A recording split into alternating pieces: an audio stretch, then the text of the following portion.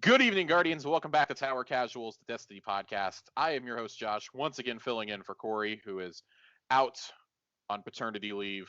We had to go and scrounge up some hosts. Okay, NerdGeneralist joined us last week as our token warlock, but we're still searching for a Titan. So sitting in the Titan's chair, we had the Dollar Tree Zavala last week with A1 Johnny. This week, you're at least target level, I would say.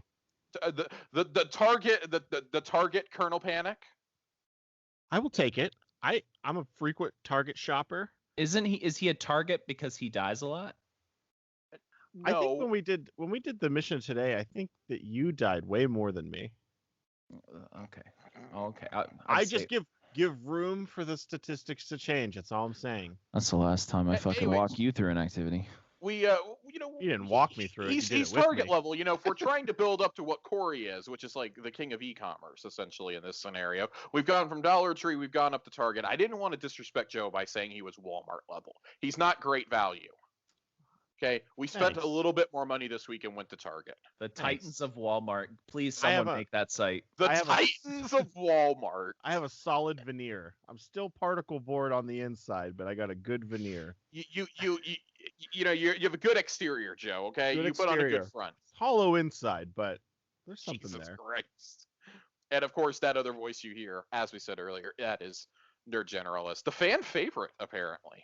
The reign of terror continues. The reign of terror does, in fact, continue. Corey, your show has gone completely off the rails already. Derailed. I'm very glad that we were not recording the beginning of our conversation because it involved Paula Deen and butter. Sour cream as well. Sour cream as well. Slather it on. Oh, God. Butter. Wow.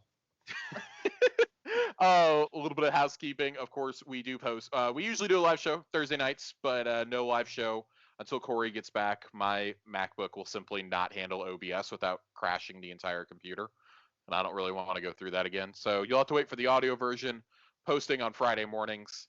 And we're gonna jump right on into it this week, guys. Favorite drops of the week. Well, let's just blow right on through this as quickly as possible. Kernal, hit me first. You're the guest. The drop that I got for the week? Your favorite drop. Yeah, your favorite drop. You haven't been on in a while. Favorite drop in recent memory. You know what? I haven't brought it up on the podcast at all, but my favorite gun right now, 100%, is Dead Man's Tale. Every time I get a new roll, I kind of enjoy it a little bit more. It's moved me away from auto rifles, which has caused me to experiment with every other gun in the game. Right. And I feel like I'm better for it. It's made my hand cannon game a little bit better because I do not ADS with that gun. I really, really, really like it. And my PvP game is, I would say 3.0 is like my average right now in PvP. Okay. And it's fucking awesome. Love it. Love it. No, we've all really enjoyed that gun. Corey's been singing its praises. Of course, Nerd and I like it. The three of us run Presage pretty regularly. What perk are you really liking in that last column, though? So my last column right now my favorite one is my other version. Let's see here. Right now, I've been running the hand-laid stock. Okay. Is in it. And it's good for when I'm not ADSing. Mm-hmm. Although I haven't really had the variations between all of them, I haven't found too much of a difference. They all feel very similar. There hasn't been one that I've got that I was like, oh, this is it. I will say that substance is almost necessary in it. It really, if you can bang out those headshots and do like one-hit kills, you never have to reload that gun. And we know that I'm such a fan of not reloading guns. That's what kept me in my auto rifle game for... How long was I in auto rifles? That was like a year. Almost like a whole year. I was just running. It's been a hot minute. I was always running auto rifles. Separating you from auto rifles is like, I'm trying to think. Like a fat kid from Dairy Queen. Dude, I love Dairy Queen. Oh, well. But like, I had Gnawing Hunger. As soon as I had Gnawing Hunger, I was running that gun forever. Yeah. Like, Gnawing Hunger is still a great option. It's not as great now, though. Like, it's not. They nerfed 600s a little bit. Yeah. So what you're saying is Dead Man's Tale came into your life and just sang you that song from Aladdin. I can show you the world. It's definitely opened up my eyes. And because it's an exotic, means that I can't always run Xeno, which breaks my fucking heart. The day that you put down Xeno is the day of reckoning. That's the day that I check the temperature in hell. So I will admit, I'm still infusing Xeno, keeping it up there so it's ready all the time. I haven't had something that feels as like natural to me as Xenophage. I don't know what other like heavy weapons should I be using other than a sword. Don't even say swords. Oh, we're going to talk about swords in this episode. We're definitely going to get to swords later on. We got to talk about some of these patch notes. Anarchy. So Anarchy is really good. I don't have it. I don't have Anarchy. Sounds like a you problem. Well, I'm just saying I still really like my Interference 6 now that it's not being sunset anymore with Spike Nades, Clown Cartridge, and Full Court. Mm-hmm. I use that a lot. It's just really good for clearing mobs, and honestly on boss damage too. It was doing pretty good work on those abominations in Presage earlier. Go ahead. No, I was gonna say I switched to Bad Omens a lot with the tracking and the cluster bomb. Yep. That's been my go-to heavy this season because I've been wanting to run Deadman so much lately. Mm-hmm. And I'm trying to experiment. Like I'm trying to not always run Xeno, but I run a lot of Divinity also. So Bad Omens is just a good option for me to have in that heavy slot. Josh is in his like freshman year phase with heavies. He's just experimenting. He's just trying to see where he fits in. I am. I'm trying to see what's going to be good for a long-term relationship, or if we're just going to be a booty call for a season. I have been playing around with snipers a lot more, which feels good. Running the legendary Lost Sectors, I would say I'm not ready to do Masters solo, but doing a legendary Lost Sector, snipers are almost like 100% necessary to keep my distance from things. Mm-hmm. So I've been using a lot of those, and it again, like, man, I don't know. I feel like I've been in an auto rifle coma for far too long, and now I have like the whole vault full of stuff that I have to figure out how to use and what I'm going to keep.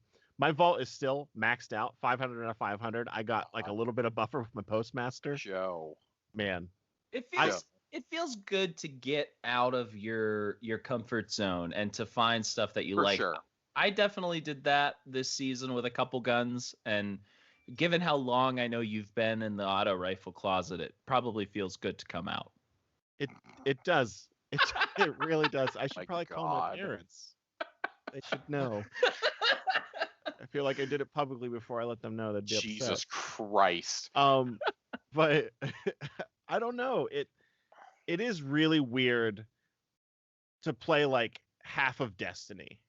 Mm-hmm. Like, because I play a lot of Destiny, but I've really only been playing about 50% of it. Like, I do all the quests and stuff, but like, I'm not doing any of the really good building or like even mods. Like, I've been messing around with mods now, and it makes a huge difference. I feel so weird about uncovering that part, and I don't know how I survived as long. I feel like I'm not a bad player, but when you start doing mods, it just opens up a whole nother part of the game. It's like you said, you're getting about half the experience. You can still have a really good time, but when you start actually making builds in this game, it just goes from like you're operating at like 60 or 70% efficiency to like you're maxing it out.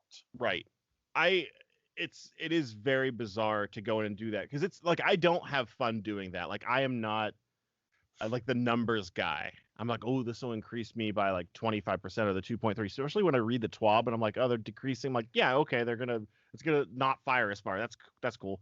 Like I'm not as statistically reinforced as other people are in Destiny. And I still don't have fun doing that, but I will say that like if you get into that nitty gritty, it makes the fun part more enjoyable. Like I have more fun now knowing that I can chain things together, or my super doesn't take 30 minutes to get back up, things like that. So I feel like it is a necessary thing to do. I just wish it was a little bit more accessible. I'm like I have light GG up all the time when I'm like going into my vault and deciding like, okay, I need to clear some space. I need to delete these 40 Achilleos shotguns out of here. I got to figure out which one I need to keep. I don't know. I wish I was better to keep track of that mentally, but I'm working on it. All right, well, Nerd, do you have anything that that you've picked up lately that you like? I'll be quick about it. I'm not a big sniper guy, but I did pick up a Frozen Orbit. Not this week, but it was last week. I didn't play a ton this week. But I picked up a Frozen Orbit with Accurize, Killing Wind, and Snapshot. So it's basically similar to Adored, but with that aggressive frame. So I mean, when I want to jump into the sniper meta, that's what I usually lean on in PvP. That's mine. Okay. Yeah, I don't have any actual loot that I picked up this week. But what I do like is some stuff I got out of Eververse. I'm really digging the Celestial Armor set. I have the cloak and the chest piece currently on. I do have the arms on my legendary arms. This might be my new favorite set. I might have finally unseated the Season of the Undying armor, the what do you call it? Emfrey and Cartographer set. I might finally be taking that off, even though it's basically just the Celestial armor is kind of a reskin of that. Still really digging that, and then of course the Anarchy ornament that is up for Bright Dust this week. I had to nab that. The first time we've ever been able to make that gun look decent. I just love that. I hope that that's a tease for future SIVA stuff. Hashtag Plague Gang, right? God, dude, I'm ready for that to hurry up and be over with. I don't want to see it on my timeline for the rest of the year. I think it's only been a couple weeks, and I still have another month of having to look at these fucking posts. I think May 5th is when that releases, right? Yeah, I have opinions on that I'll share when we get to it, when it actually comes out. Well, I can't wait to hear them. Well, anyways, before we get into our main topic, which is going to be raids tonight, we are of course going to go over the TWAB really quickly. Hold on a minute. There is no way we could go over the TWAB really quickly, Josh. There is a lot here, Josh. He is taking over. There's not that much. All right, let's get into it then, Josh. Anyways, so starting at the top of it, something I would really encourage everybody to go watch is the replay of the design crew going through Presage that happened earlier this week. I think those the raid alongs and the dungeon thons that they do are really cool. It's some interesting insight into the design process behind these. I want more of this type of stuff. I'd love for them to do like a battleground, like, what was the idea behind doing a battleground, making it the seasonal activity. I know they did one for Harbinger last season. I've watched the one for Prophecy probably 2 or 3 different times.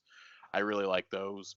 They have a charity initiative, Kilts for Kids, really cool emblem that you get there. It actually looks like a kilt. I might like actually donate to this just for the emblem. That the first of 2 big topics, Iron Banner. Some Iron Banner changes for next season. You are going to get 2 reprised weapons, a hand cannon and a sniper from year 1, along with a brand new Shoddy and a brand new LMG. The explanation that we're given that their goals moving forward are to continue to bring year 1 weapons up to speed with random rolls, but also bringing new rewards into the fold when possible. This always depends on what resources we have for a given season, but we're looking forward to a few new banner-themed tools for your arsenal. Looking farther out, we're planning on new armor for Iron Banner. These sets won't appear for a few seasons, but we've heard your cries for some new digs. Once we have more information, we'll let you know. This is kind of an injection that I think Iron Banner needs. More than just 1 or 2 weapons a season to chase with reprised armor. We've all gotten those armor sets how many times now from the quest? I do not really like the look of Iron Banner armor recently. I use it because I was on a light level grind at the moment, which I think always happens. But like, I don't know. I just don't care for it. I agree. I think that it needs some new stuff. Every time Iron Banner comes around, I want it to be bigger than what it is, and I know that you need to hit 2 or 3 in a row to get like, to work out through the season, so they can't make armor that quickly. But I want it to be bigger, and I want it to be more fun. And I just, I'm really exhausted. I wish it was a bigger deal like it was in Destiny 1. Yeah. I think that's one of the few things, like, we hear people say all the time, like, oh my god, the armor and the weapons are so much better in Destiny 1. That is one of the few instances where I will agree with everybody that I do think that the armor was definitely better for Iron Banner in Destiny 1. And again, maybe it's like armor fatigue. Like, we haven't gotten a new set since the Forsaken expansions, I don't think. I think that's the last time we got new armor. It may have even been reprised then, frankly. I'm just kind of tired of seeing the same sets every couple of seasons. So, like, I think you guys are hitting on the points that I would want to make, that everything about Iron Banner just feels stale at this point. But speaking specifically about the loot that they're bringing in for sure, so these four guns that we're hearing about, it doesn't excite me. So we've already got a ton of great hand cannons in the game. Too many, in my opinion, unless this is a kinetic.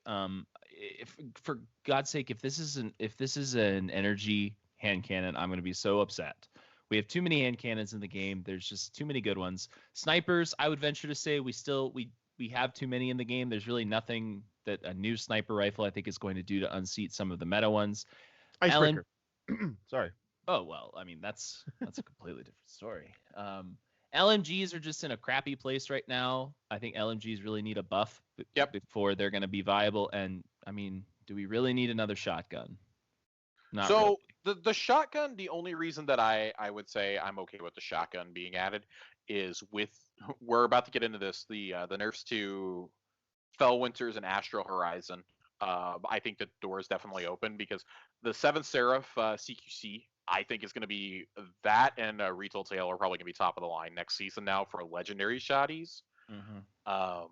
Very curious to see what archetype this is. Duality is probably going to have a new prominence next season in PvP, because that's where you're using shotties at, right? Like, we're not usually running it in PvE content that much. If I were going to run a shoddy in PvE, it's going to be my Ikelos. I use Heritage frequently in PvE content. Really?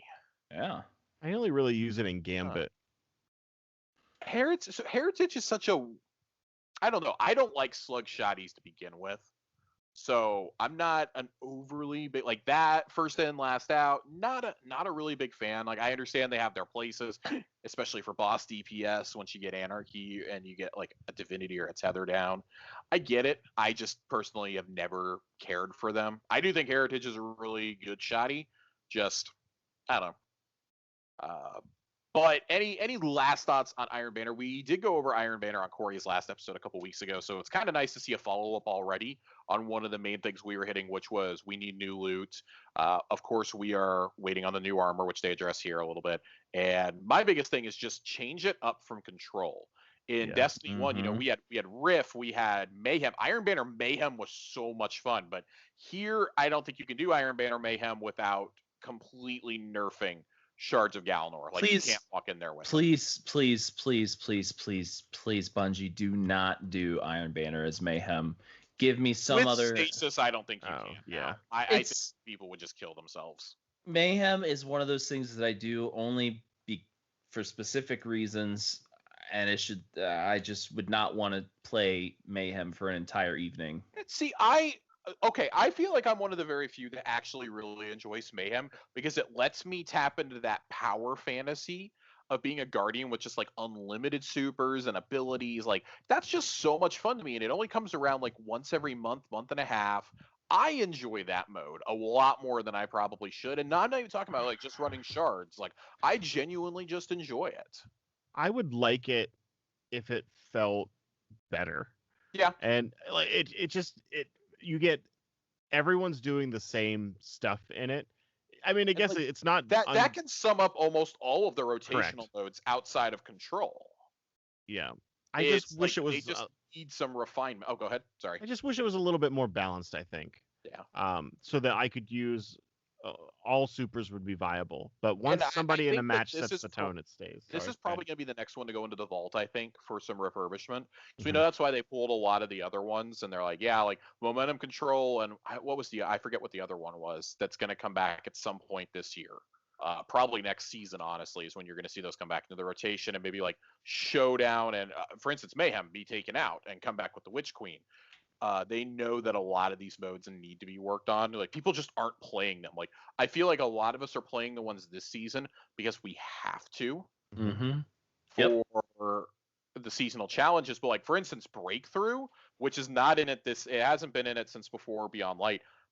If you get a 4-stack and you go into Breakthrough, that is I maintain that may be the funnest Crucible mode.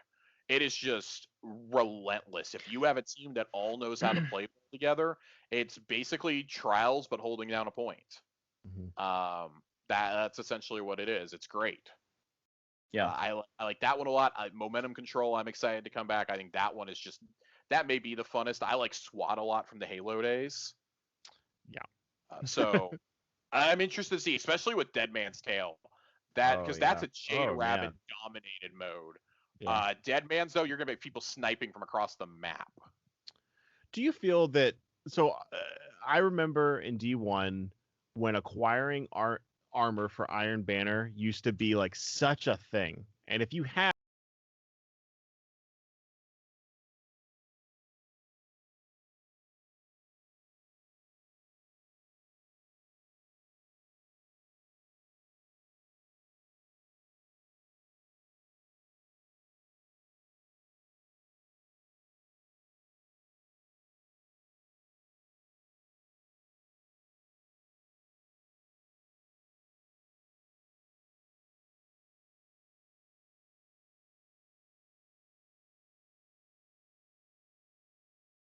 Doesn't feel like a Pinnacle activity anymore.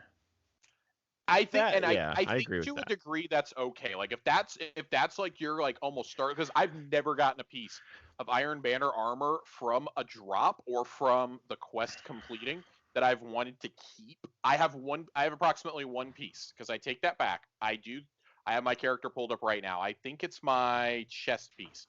My chest piece dropped at like a natural 68 one time. So I kept it, but that was after I played so much Iron Banner during Season of Arrivals because there were like 8 Iron Banners. Mm-hmm.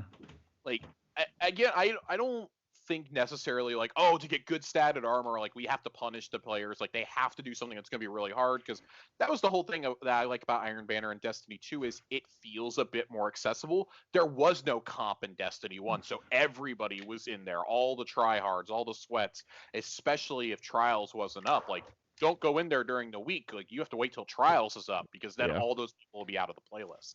This I feel like, especially with the addition of the freelance playlist, it's what Banner needs to be, but you still do need to tweak it a little bit. I personally would not mind having the artifact enabled. I think the artifact should be enabled personally in this one. I don't know if correct me if I'm wrong. I think it's just your base armor though. I don't think the artifact is. is. Yeah, it is. Yeah. I'd like to see the artifact be added in because I think that would add a whole new level of challenge. Even if there's a second playlist, you know how like you have the freelance playlist, even if it was like one of those little offshoots and it was like artifact enabled, like as a trial, I think it might be fun. I would love that. Yeah. Or like maybe it's only up for the weekend during Iron Banner, like it comes up when Trials does or something. Mm-hmm. I think there's plenty of things you can do, and I think it all starts with getting away from control. I think we're all so tired of control at this point. Mm-hmm. Yeah. For Iron Banner, I mean, it's the default mode, right? It's like booting up Slayer in Halo. Give me a different game mode. Give me more loot more frequently. Mm-hmm. And I'm in. Yeah. That's what I have to say on it. Sorry, I was eating a chip and I didn't want to chew into the microphone.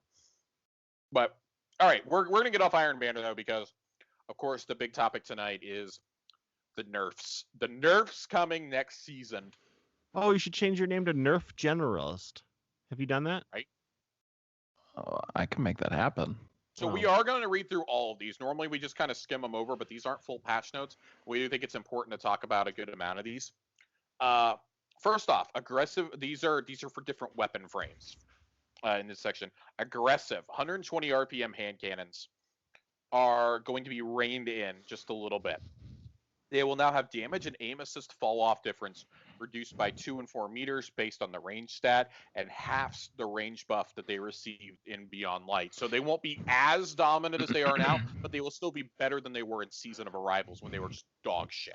Well, that was always the biggest discrepancy between 120s and 140s. 120s were basically just outclassing every other hand cannon frame because of the range you can hit people at. I mean, you'd be hard pressed to go into any mode of Crucible and not see at least half the enemy team using a hand cannon. They are on par with like a scout rifle. Yeah, most of the and time. they've Absolutely. dumped so many 120 RPM hand cannons, and that's basically all people want to use now because there's like 8 different options. I mean, why would you want to use anything else in reality? But I mean, like you've got steady hand, igneous hammer, like those are probably the 2 big ones right now. I would say. Bottom dollar. Bottom dollar. If you dollar. can get bottom dollar to drop. Well, I got one the other. I think one's in my postmaster right They now. made it a little bit easier, but yeah, I mean, this opens up the door for the hand cannon meta to open up a little bit, and then once you include 140s in the meta, if you can get 140s into the meta, it opens up a substantial amount. We've got Hawk Moon, we've got oh gosh, I'm blanking on all the other ones right now. But yeah, hand cannons need that. I think that needed to happen. For me, reducing this opens the door for several other weapon types to shine a little bit more in the Crucible. Namely, sidearms kind of get back to what they were pre-Beyond. Like, sidearms are good, but they get outclassed every time by a 120. Every time. Yeah. Mm-hmm. And I quite like using sidearms. I ran Last Hope for about 8 months straight there.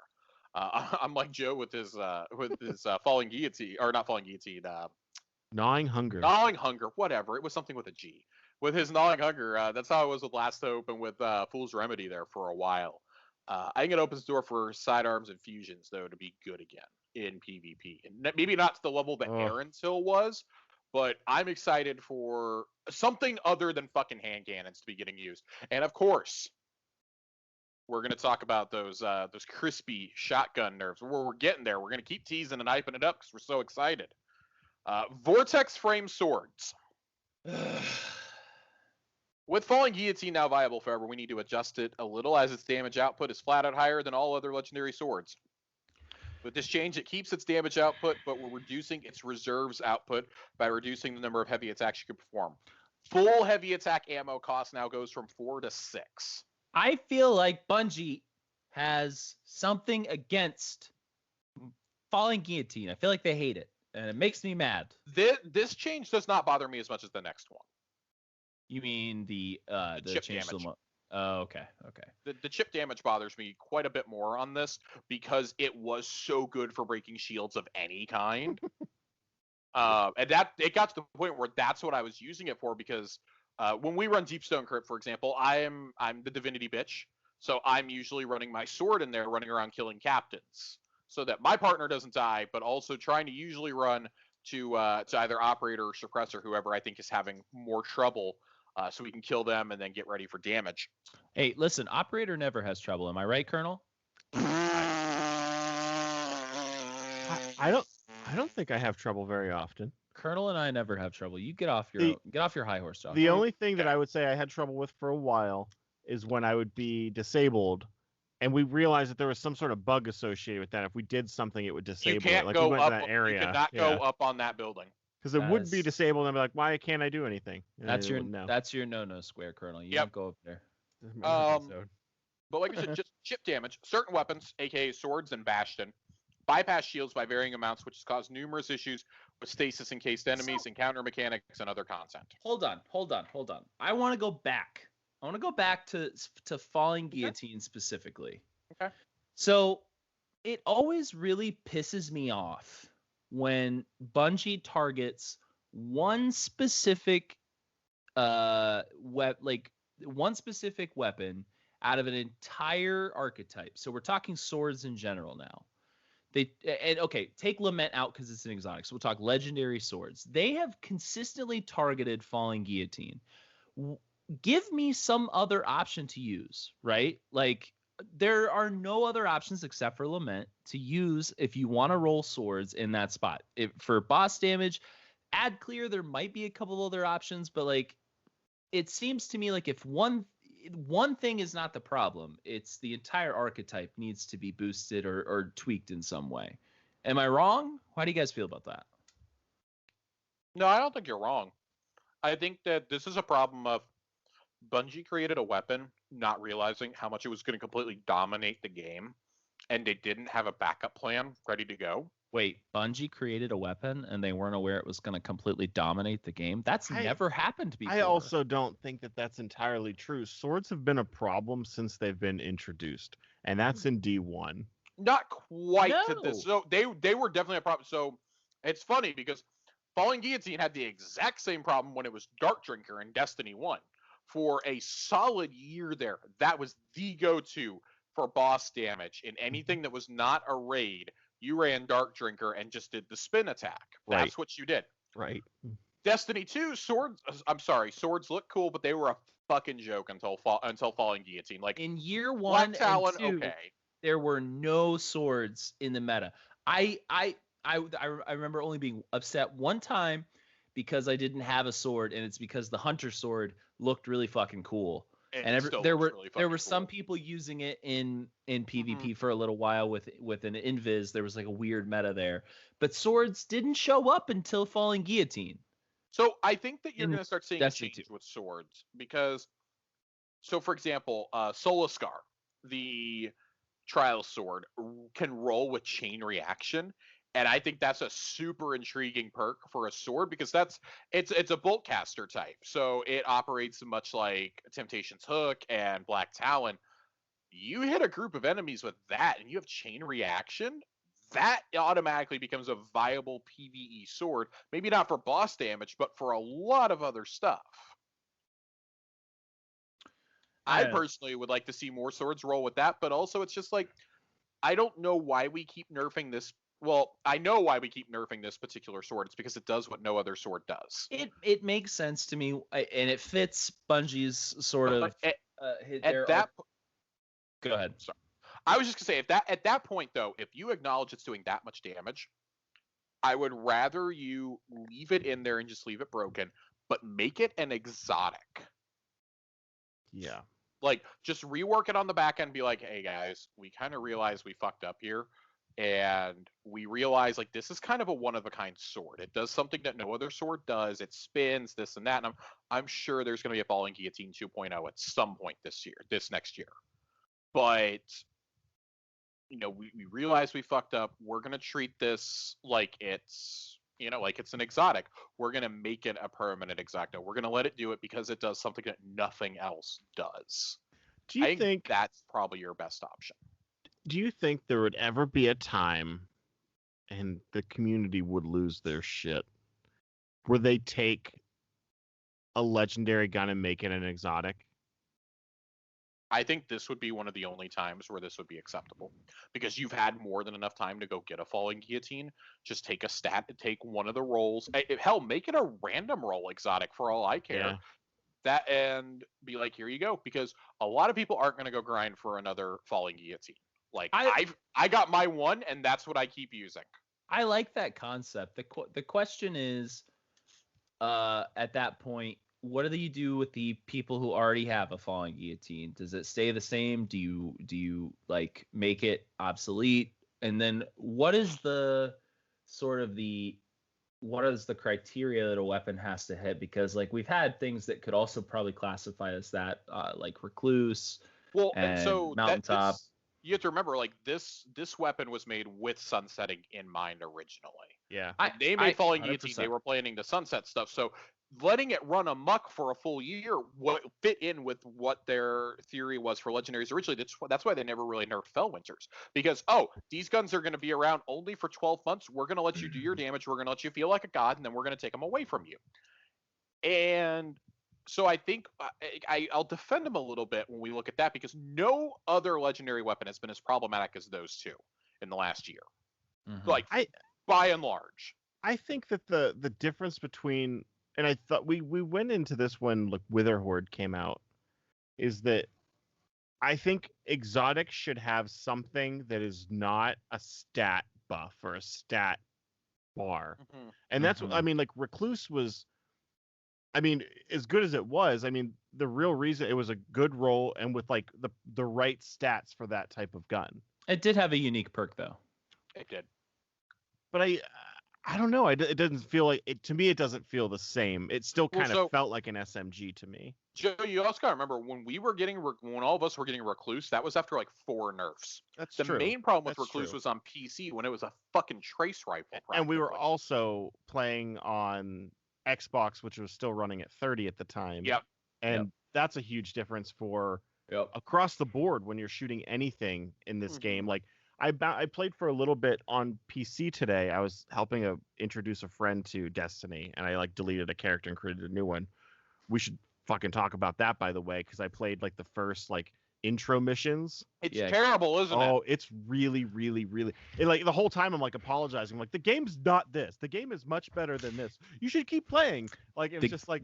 The game is all Shahan. It's all Shahan. It took like over an hour to get to the point where it's just like we can ride a sparrow. Yeah, it was bad. It's pretty rough. But I don't know. I feel like maybe it would be different if we got it earlier, pre-buffs, and if we played on something that had some higher FPS, it might have also felt different.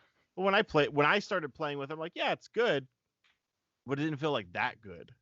I do agree with what you're saying there. I do agree that and they were in a pattern for a long time that all of like I feel like beginning of last year, all the exotics that they were coming out with did feel different and unique in some capacity. Had like a really crazy thing. Mm-hmm.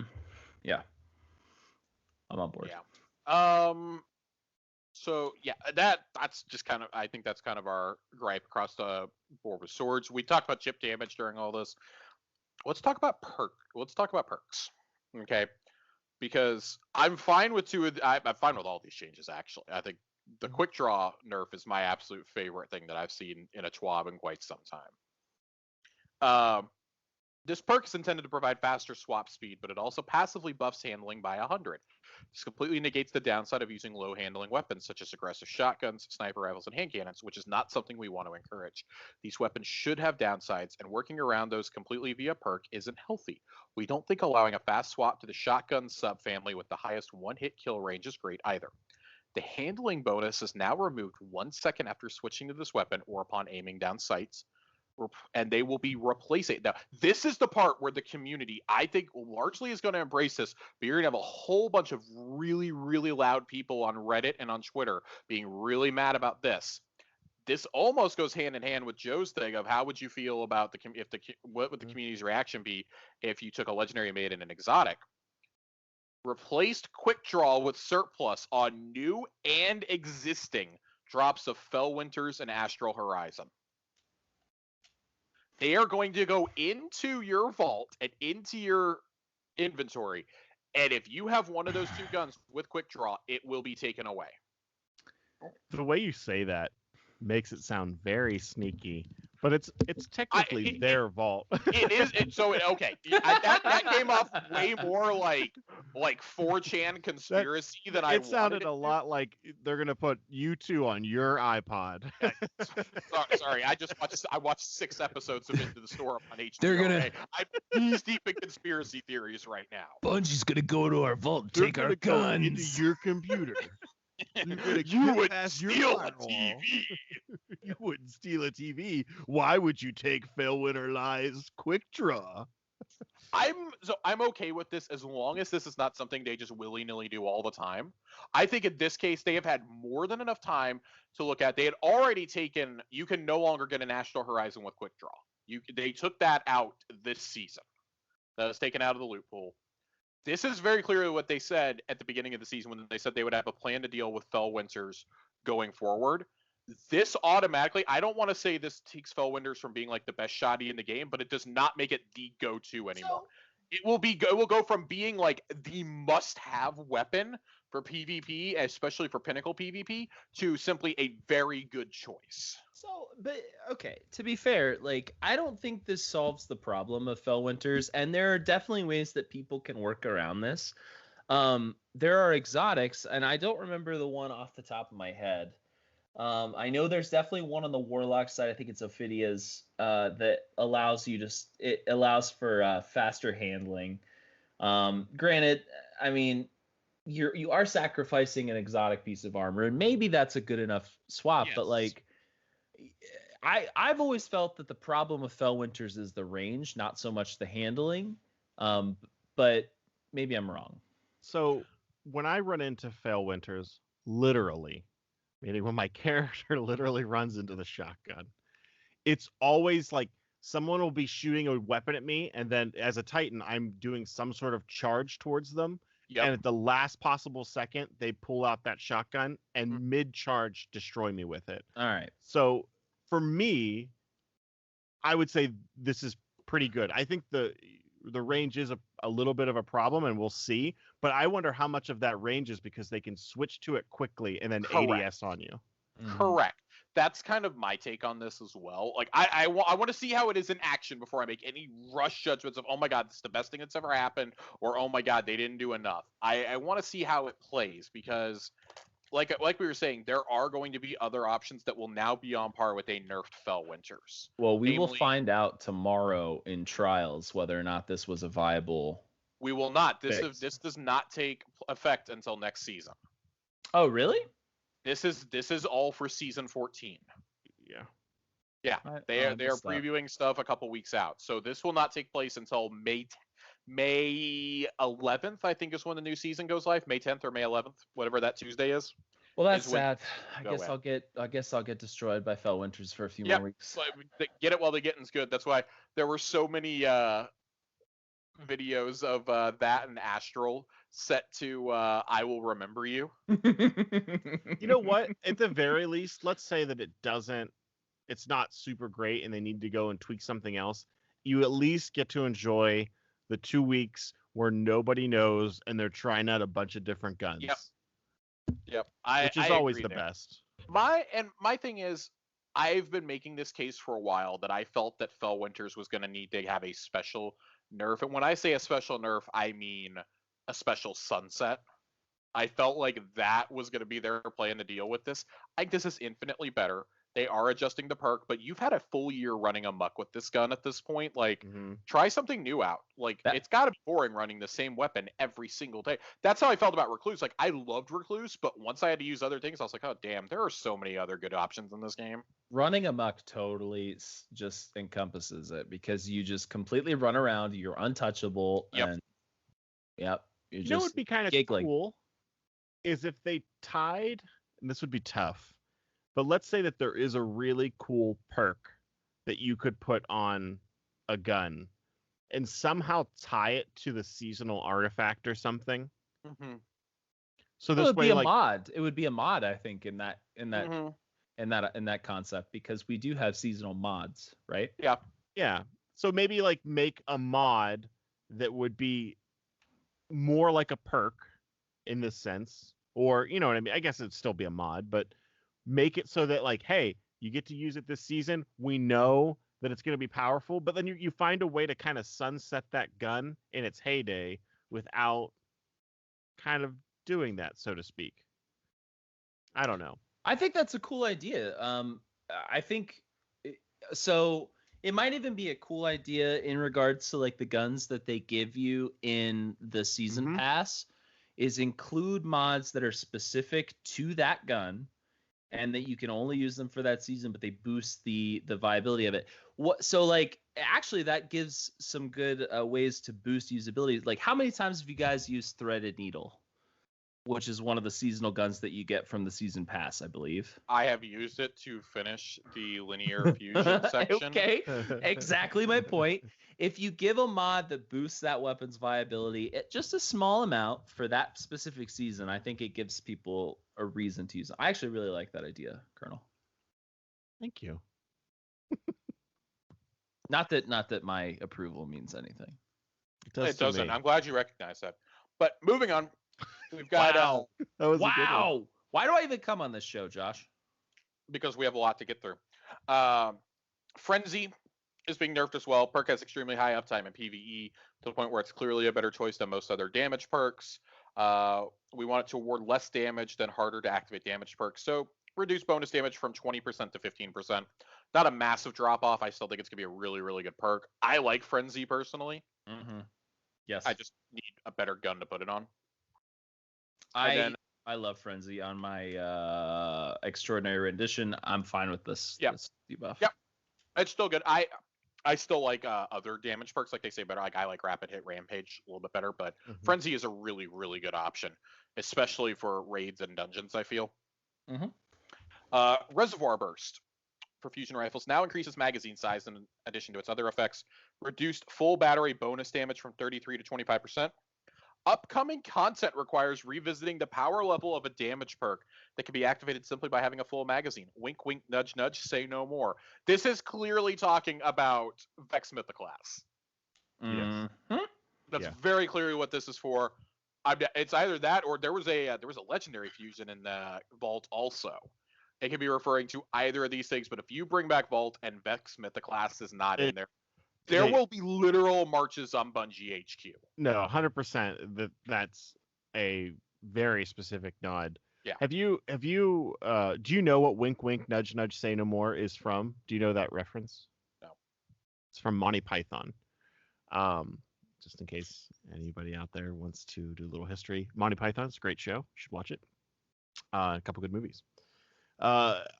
There's no doubt in my mind. Like they would not include that in there if they were not alluding to what's happening in that season. I will drive to Bungie HQ. I will do it. I don't have the time. I don't have the money, and I don't have also patience feel like to do that. This but is I will do it. I feel like this may lead to Loaded Question 2.0. Yes, I love Loaded Question. Gave me a reason to use fusion rifles, and I would 100% use a Loaded Question 2.0. I have a very strong feeling a Loaded Question 2.0 will be a seasonal weapon at some point in the future, like the gun that you get from Banshee. So like we had Salvage Salvo this season. I feel like it could be that going forward. Let's get into exotics real quick. We're gonna fly through these. This is the last thing we have in the Schwab this week. Lament weapon is clear outlier for sword damage. So for the help of heavy weapon diversity, we're pulling it back. Reduce damage of revved heavy attack by 16% and retains standard anti-barrier despite removing chip damage. This is another one where it's like, okay, Lament is not that great. There are two instances where Lament is really, really good, and that is Atrax and Gambit. Disagree. I love to use it in the Lost Sectors. Fuck you. The Legendary or the Legend and Master Lost Sectors. I can see that. Do I use it in every single one? No. If I'm running a Master Lost Sector where I can be a little bit... Wait, Master is the lower tier, right? No, Legendary. Legend, sorry. My bad. If I'm running the lower tier one, the 1300 model, I would where I can be a little more aggressive, I'll use Lament. Fair enough. I've just personally never used it in anything other than those two because it didn't go well for me when I tried to. It didn't go well for me. I think that was your recommendation, is to use a sword when I first started trying those Lost Sectors, and I just got demolished every time. I do like using it on the first boss in Prophecy. I like to use it. It's not the size of your sword; it's how you use it. Disagree. Bungie clearly doesn't want you to use your sword at all. They don't want you. Keep your sword in your pants. Keep your sword in its sheath. Then Bastion. Bastion gets something else instead since we're removing chip damage. We've noticed increased feedback on it, higher than normal usage in PvP. So it will intrinsically stagger unstoppable champions and increase spread angle by 13%. I love that this is going to stop champions. Yes, we need some other option. Wanted in PvE. Right. We need some other option for unstoppable champions. Yep. I'm tired of using hand cannons. I don't know if I'll use this, but it'll be a consideration. I don't know, but like I don't know if I'll be using this on like Grandmasters, but you bet your ass I'll be taking it into like Hero and above for Nightfalls next season. Yeah. I really, really like this. I've had a real big problem when I've been trying to do a lot of this content solo, that just like balancing. It's like, oh, what gun am I going to use? Because I need to have these two things that'll like deal with these two characters, and it's just like I would love to have something that could just deal with it all the time. I think that's definitely going to be a consideration anytime I'm doing a build before I go into a lost sector or something. One of the for sure. Go ahead. Does anybody else have anything else? There's a little note at the end of the TWAB that I want to read before we boogie on over to raids. Nah, go for it, Josh. So they addressed that they're going to talk about perks in a future, or buffs in a future TWAB, probably closer to the actual season beginning. And they say, we've covered Celerity and Bottomless Grief. This week we covered some other stuff. We are going to be talking about Iron Grip, Substance, Relenting, and more upcoming in a few weeks. And yeah, they're reminding that Transmog is on the way. Guardian Games is going to be on us here in about 2 weeks, and Vault of Glass is increasingly close. Woo! Oh my god, I cannot wait for double woo. Double woo. I was wooing in spirit because I was busy reading it. The only other thing I would mention from here is if you're doing the seasonal challenges, if you're keeping up with those, one of the ones for this week, Suited for Combat, asks players to defeat targets anywhere in the system wearing a full set of armor, but it does not clarify it has to be with the season pass armor. Yeah, found that out. You have to wear the dildo armor. Wow. Yeah. Wow. That is a bold statement. Would you rather me call it the butt plug armor? Yes. Sure. Okay, you have to wear the butt plug armor. Yeah. Corey, this is what happens when you're away. Josh starts calling things butt plug armor. I didn't do it, which is shocking. And like I promise, this is the last note. They say to dismantle all shaders in your inventory before the beginning of next season, so you can get all the glimmer and legendary shards from them. Who hasn't done this? Hold on. I do this intrinsically, but I was not expecting them to talk about the shader. Like I get it. This is a very small teaser, but I am super excited by the fact that we know they're working on shaders. They've got a system. My brain is going to town trying to think of what it could be, and I can't wait to never have to pull out 25 versions of the same shader over and over again. It's going to be an apply all. You're going to have it's unlocked. Love it. You're going to go through. It's going to be in there. You just hit apply all. You can apply to one thing or all. I guarantee. Put it on my ship. That's not too. it. I don't know. What are you doing? What's the overhaul? Sorry. Start yelling at someone. Anyways, okay. So we're going to move on to our topic of the week, which is Build-A-Raid. Much like Build-A-Bear, but much more violent. Ooh. Unless you were trying to get one of those Animal Crossing ones, in which case you probably turned violent. I can tell you, if there's one thing that would get me back into a godforsaken mall, would be if there was a Destiny store called Build-A-Raid. Ooh. God, I would go in there. Or just a Bungie store where I could buy all of the stuff that you can buy on the Bungie store without waiting 6 months for it to ship. We're paying that. I don't think I've paid any less than $10 to ship something. Never. And let me tell you that Bungie, I love you so much, and I always want to buy from you, but Amazon often has it cheaper and it's free shipping for a lot of stuff. What if you complete a raid, right? The Destiny app, you get a barcode, you go to the Destiny or the Bungie store, and you can buy a raid jacket. Right there, they do the embroidering of your name right on the jacket. Bang, boom, you can walk out with it same day. All right. I'm sold. I would be so excited. But anyways, we're gonna do Build-A-Raid. We decided to do something fun. Like we said before, raids are in a really good place in Destiny right now. Overall, the 3 raids that we have in there, frankly, are 3 of the best that Bungie has ever done. They're certainly the 3 best in Destiny 2, with no contest, no exceptions whatsoever. Of course, Last Wish, Garden of Salvation, and Deepstone Crypt. Deepstone, probably the most beginner-friendly raid there's ever been, short of Crota. In fact, I would actually argue it's a little bit more beginner-friendly than Crota, honestly. Definitely more so than Leviathan. We're not going to count raid layers. But whereas Garden of Salvation is probably the hardest in the game, I would say. And a lot of that is due to the fucking mechanic in it. Yeah, a lot of that's due to the tether mechanic. Yeah. So we're going to start slightly negative right before we get into Build-A-Raid. We saw in Deepstone Crypt Everybody has to have a role because you're either the primary or you're the backup. There is no room to sit it out.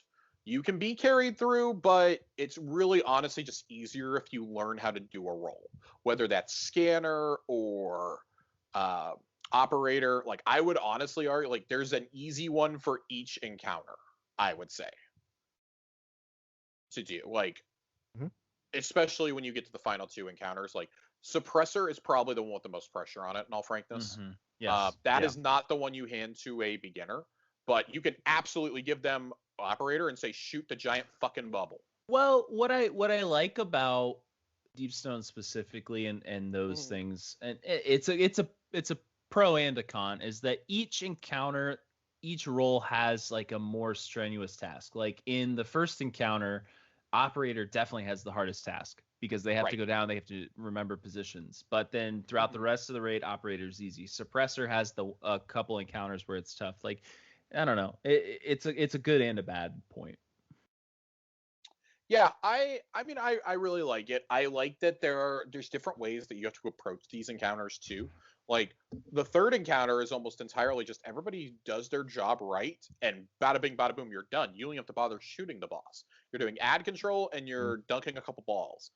The boss is easy in theory, but if you fuck up once, you're gonna wipe. Yeah. And I really like that because it feels like a return to the Destiny 1 way of doing things in a lot of ways. It feels very reminiscent of King's Fall in the way Oh, that if yeah. your runner sucks, you're done. Yeah. That's it. So this, I feel like right now is probably the last point in time in Destiny where we can really see sort of like the old pattern of Bungie's raid design versus the new pattern. Like in Last Wish, a lot of the encounters, unfortunately, are still very much in the old mentality of like, all right, you do a couple things and then everybody groups up, you sit in one Yep. spot, you damage the boss. Yes.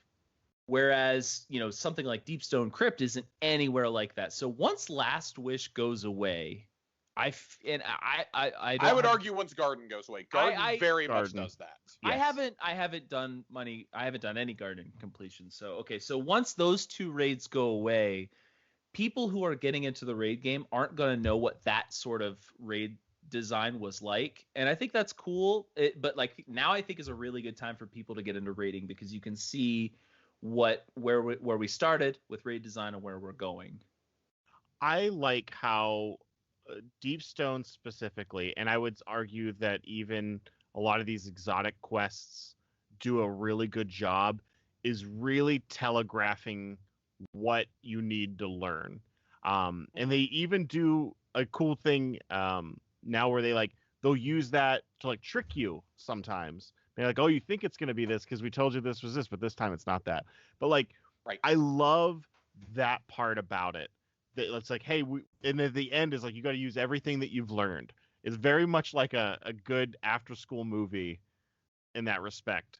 But I feel like that's something that they have been perfecting in raids, and they're getting really good at that right now. Well, yeah, and I like that you say that because that's very much what happens in Garden. And then they do the same thing, but albeit about a third as difficult in Deepstone Crypt. Yeah. I think it's fine if you increase the difficulty going up from here. I would like to see something a little bit more challenging than Deepstone, but if you run anything a dozen times, you're going to get it down pat. Our first few runs, even outside of contest mode, were still a challenge. Yeah. It is a challenge until you get it down, and then you're like, oh my god, I can do this at the back of my head. Like now it's funny because the Sparrow race takes us like almost as long as the first two encounters together. I think.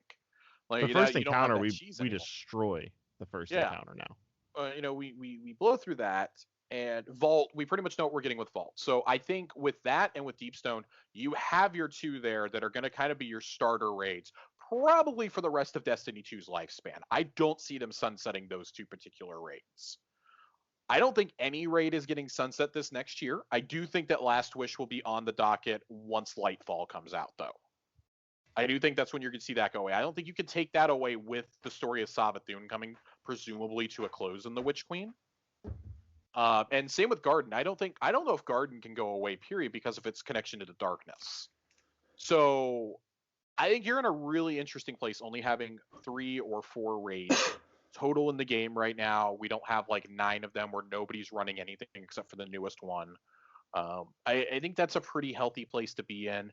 Something I want to highlight, though, that I really enjoy about Deepstone, and that I hope that they take to every other raid that they do from now on, is one, the Spoils of Conquest system. So it incentivizes you to run it. You can run it multiple times on your character throughout the week and not be punished. You can still get something for it. I would even say that the Spoils of Conquest system should be expanded into every end game activity. So, and that's the other thing I was going to get at. I mentioned this during our trials discussion last week, Mhm. that I'd like to be able to spend my spoils at Saint, because eventually I'm going to max out on spoils. I'm going to have everything I want raid, and I would even argue it's almost more beneficial to run the raid once a week on your main character, and then just keep running on your main character to get those spoils up. Once you get everything, that is. I think once you have every weapon.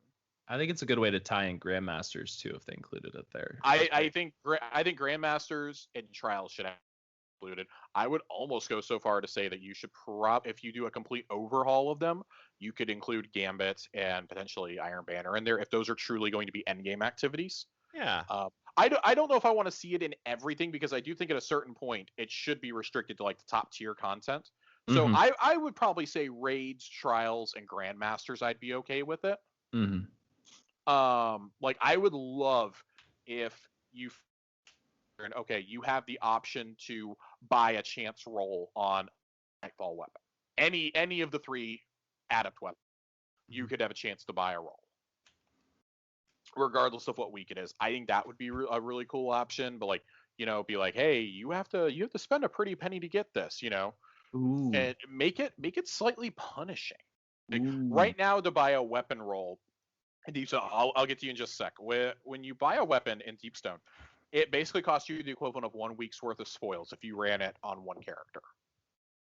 It's got to be as punishing as that, if not more. If there's more sources, you've got to up the price a little bit, I think, for something like a Grandmaster Adept weapon. Go ahead. Oh no, that's fine. I was just gonna say that how cool would it be if like Xur traveled around and every once in a while brought rolls of endgame weapons that people could buy for spoils. Man, so I want to say I want to like the idea of it, but I think part of and it would make it more accessible to everyone, but I think that takes away having to actually go do the activity then. So, like, I'm one of those, like, I'm not trying to restrict people from it, but I do think that if you want the best weapons in the game, you gotta work for them a little bit. Like, we've already compromised on the Trials weapons. We've technically compromised on the Nightfall weapons before they were even out the door by saying, here, you can get the action here, but you can get the regular version from just running a regular old Nightfall. Like, I think at a certain point, you have to keep that stuff in those activities and be like, no, you need to suck it up and go do them, or try them at least, and then we'll give them to you. Like, maybe if Zavala has a weekly bounty, you can do a la Trial style or something. You could get one of those weapons. I think it's just cheap if you can walk up and buy it from Xur, frankly. I don't think it should be as easy as buying it from Xur. I don't think you should just be able to walk up and buy it. But I think that if you included the same the currency, because every vendor has like their own currency, right? If you had some sort of like currency with it, what if Xur was the only way to buy these things? I would love for Xur to be exciting again. I used to get really excited about Xur. I'd look at it, I'd go find them, but it's just like I haven't really done that. I would say the bulk of D2, I haven't really cared about Xur. I'm not exactly sure why that is. Maybe it's because I'm getting more of the stuff that he sells. But I feel like there'd be a way to include him in it. But I agree. I don't think it should just be easy. You shouldn't be able to buy it with like regular money, so to speak. Yeah. And I No. also don't want to include a new currency in the game. No, so my idea behind this would be like Xur comes around with like anywhere from like 1 to 3 end game weapons. Like one weapon, like it could be like a trustee or a commemoration, only one from a specific raid or a specific end game activity, and it does cost you those spoils of conquest, which are the end game activity, but it gives you the option to buy them or take a chance at rolling on those without having to necessarily do that activity. Like, let's say you've done Deepstone Crypt 100 times and you don't want to run it that week, but you know Xur's coming. He could have that specific weapon available. It gives you a chance to get it without necessarily having to put out an effort, but yet you're spending currency that you did put in the effort for. So, do you think that, let's say that Vault comes out, and they also have Spoils of Conquest, which I feel like would be a mistake if it didn't. Do you think that then without doing that raid, do you think you should still be able to spend that No. same currency? No, I think it should be time gated, that it there's a period of exclusivity that people who have completed that activity have access to those weapons. I don't think, or weapons and armor. I don't think you should just be able to do it day one. Yeah, I would say that you need to, at the very least, it needs to be in your loot pool. So, like, for instance, if you were to go spend spoils and trials, you need to have at least done that weekly bounty to have it in your loot pool. I think that's fine. I think that's true or similar, or maybe they could. For example, if you want an adept version of a weapon, you had to have earned it once legitimately. I mean, we have completed that activity, or at least completed the activity for that week, like they did with the Leviathan raids. I think you have to complete it, but complete it for the week, or complete an objective for that week before you can actually buy it. So, like, if you want to buy trial stuff, it needs to be in your loot pool, and you need to have finished the weekly bounty. If you want to get the Grandmaster one, if you want to get the Adept one, you need to have done the Adept Nightfall. I'm fine with that. The Grandmaster. Like, I think, and that's not like me trying to say, oh, we're going to gatekeep it for the best stuff. I think stuff like that would incentivize you to go do it more. Right. Personally. Mm-hmm. But at the same time, it's like, okay, I did this. I really don't want to do it this week. Okay, I'm going to go do other activities. I'm going to save my spoils up. And then when all the Grandmasters hit at the end of the season, I'm going to do fucking Devil's Lair. And then I'm going to walk in and buy whatever I want. Yeah. Or have a chance to, because I worked all season towards this. I saved my stuff. I think it should be treated more as less of a way to, just a way to counter the RNG.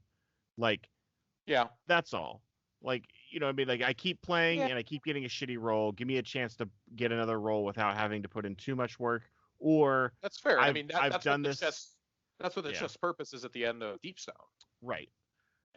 And I feel like if once you've unlocked it once, just give you access to that portal to do it. Like, there's no real reason why I'd have to run it again if I already have, like, all the currency and everything like that, right? Like, why would I have to run it again?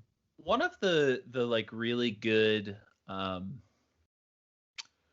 to think of an example.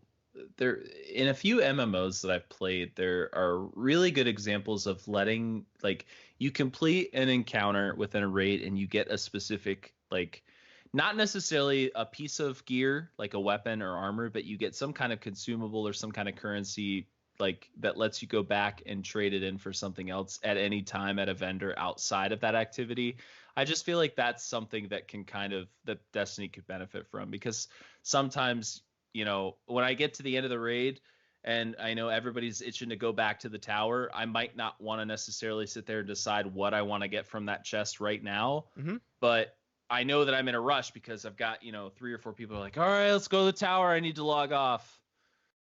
Or I'd like there to be a liaison in the tower, or at least on that planet. Let me go to the planetary vendor and do it, or something. Like, for example, let me go to Varix and have Varix have a chest over in the corner that I can go to, and it's the Deepstone chest.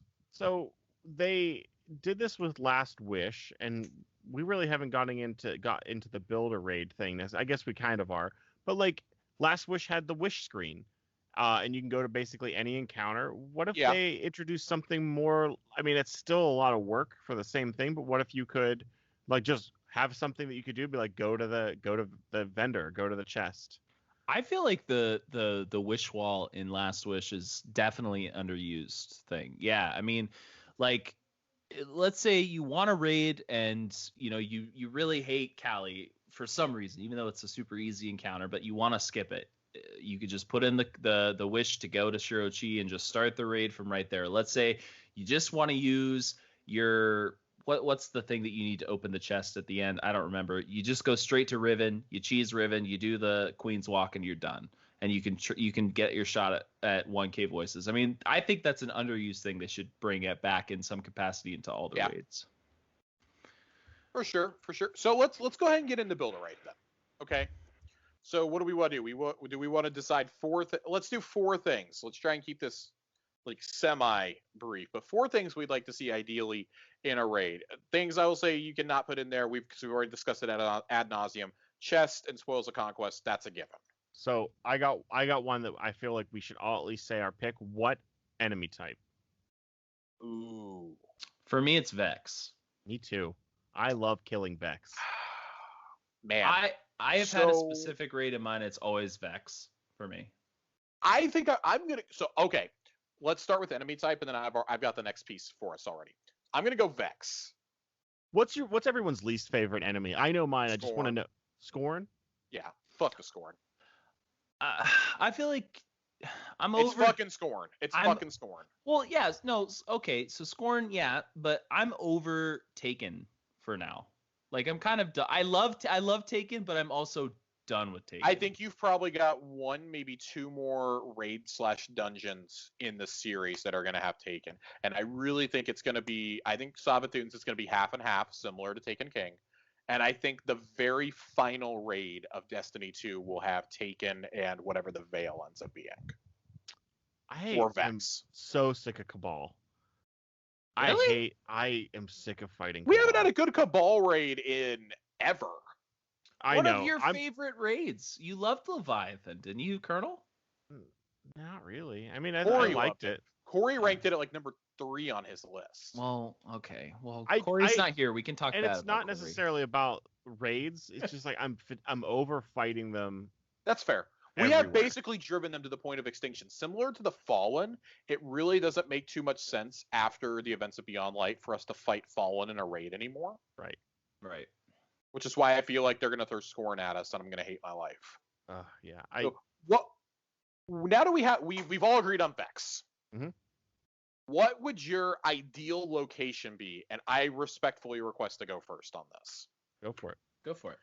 I requested to be what the Deepstone Crypt never was. What my original theory for Deepstone was, which was that we go to the Clovis Bray's Vex portal, we actually go through it, and we do so the first encounter is done in the bowels of Europa. We jump through that portal, and where are we?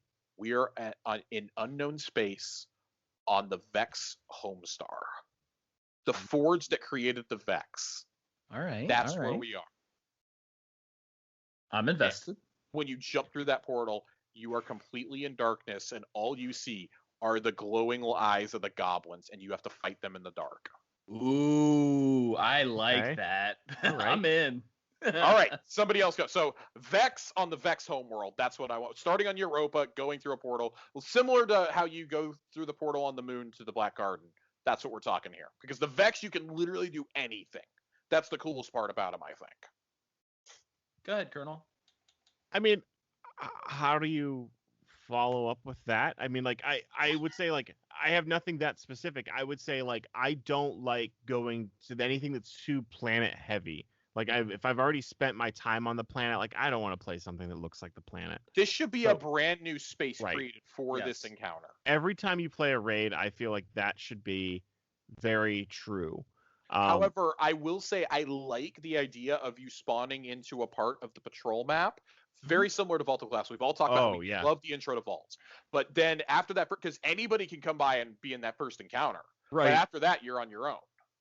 So I love Prophecy in that respect. Like that it feels so different. And it really lets Bungie kind of run wild with their art style. Yeah. They can be like, oh, everything in this room's purple. Like, it doesn't have to make any sense. But like, why is it purple? Be like, I don't know. It's absolutely getting a raid in the realm of the Nine. We are the way they used color in Prophecy was just so amazing. It's like noir, but with color.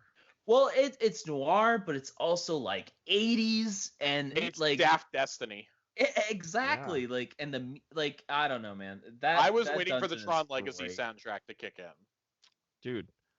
They're also edging closer with stuff like that. The music that they're doing anymore is really stepping outside of. Yeah.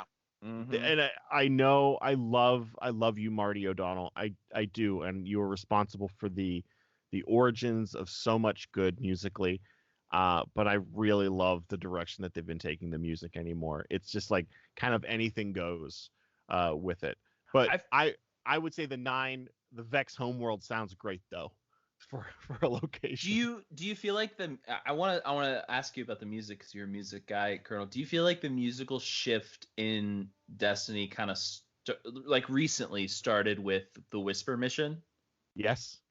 That was absolutely the moment that I was like, I like this. Remember we were instantly were like, I gotta download this. I had it downloaded. You sent it to me. Right. And it was just like this pirated copy that I got, like, and I had to loop it. And I would like listen to that on repeat because it was only like 1 minute and 32 seconds or something like that. For me, there's 2 tracks in the Destiny 2 soundtrack, in the base game soundtrack. And it's oh god, I forget the names of them, but one of them is it's kind of like almost the main Red War theme. It's the music that's played as you're escaping the city, and then it plays again when you're retaking the city, when you're jumping across the roofs.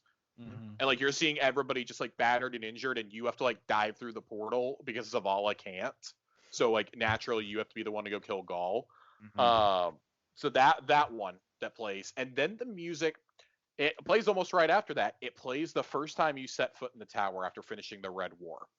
That piece to me signaled we're leaving behind. Those 2 pieces signaled we're not afraid of Marty O'Donnell anymore. We felt like we had to emulate him up until this point. Mm-hmm. It takes on its own distinctive feeling. That tower theme, I know so many people hate it, but it's a track called The Last City. That's literally the name of it. That in a musical theme encapsulates the feeling I get when I'm in the tower. Like when I'm talking to Zavala, I'm talking to Cade, like the memories I have of that, like that encompasses Destiny in like a 2-minute theme for me.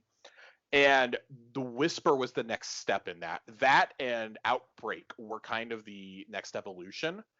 Holy shit, Forsaken, Shadowkeep, and Beyond Light are on another level. Right. Like, yeah, they are clearly not afraid to take musical chances anymore. They brought in a whole new group of people to do music with the main composer, and the cool thing is, I think it's Michael Salvatore who does the music. Yep. Mm-hmm. He was Marty's apprentice, like his partner, all the way back to the original Halo. So it's really cool to see him be like, okay, I'm going to leave behind what I've done for like 15, 20 years, and I'm going to do my own thing. And it's created a legacy of its own now. Like one of the most endearing parts of Destiny, beyond the lore and the overly exceptional gunplay, is the music. That's the next, I would say that's probably the most iconic thing behind the lore. Well, and they've worked it into the lore. I mean, think about Savathun's song and the menu. Savathun's song is going to have a big payoff, we hope. The menu music, I mean, they've worked it into the lore. I think them tying that in there was such a good move. Absolutely. So did we all say where we want the raid to be based? No. Nerd did not. I did not go. Hit me. So I put a lot of thought into this, and I won't go on it too long. But, okay, so we've said it's Vex. Josh, I'm with you. I think you go through some kind of Vex gate to start the encounter, some kind of portal. For me, it's you end up in this – I really liked the concept of the infinite forest where you could kind of like go back and look at the simulations that the Vex are working on. For me, they're trying to build this giant clock tower. And the clock tower that they're building is they're trying to like somehow manipulate time on a permanent basis. They're trying to like – set back time or move forward time, somehow manipulate time on a permanent basis. So the first encounter would be in this big battlefield that you're trying to work your way up to this giant clock tower that's looming in the distance. Maybe there's a big storm. You can't see half of it. You finally get there after you battle on this battlefield all the way to the clock tower. Inside, I want there to be like a jumping puzzle where you have to work through like almost cogs or gears inside of a clock. So like the jumping puzzle is kind of moving around you. And then the final encounter for me is like the clock face. And you like you're sort of like on this moving platform where the arms of the clock are moving around to different times, and different times you have to do different things. There's different mechanics. Maybe a boss comes out at certain points, but the whole thing revolves around this giant clock tower that the Vex are building to manipulate time. I like that. I like the idea because that literally opens the door to you to fight all 3 versions of the Vex, of the past, the present, and the future Vex that we've seen. So that would be fun. Yeah. I like that a lot. I'm glad you guys like it. I like that a lot. So the next part of any raid, I feel, is like, what is your opening encounter? There's always a memorable opening, whether it's jumping down into the pits of the moon and having to do the lantern race, having to drive the sparrows and the pikes in deep stone, running through the Leviathan for the first time. There's always a memorable entrance. What is your ideal entrance? Nerd, I'm going to have you go first on this one. Okay. So I talked about how in my ideal raid, in this setting, I'm going to go with the same thing. So we've sort of created that with the battlegrounds this season. I'm really glad they did that, because for me, like a raid, like we've always done these like really surgical strikes with raids where like you get sort of teleported right to the entrance, or with strikes you're like inside the ship that you're trying to conquer.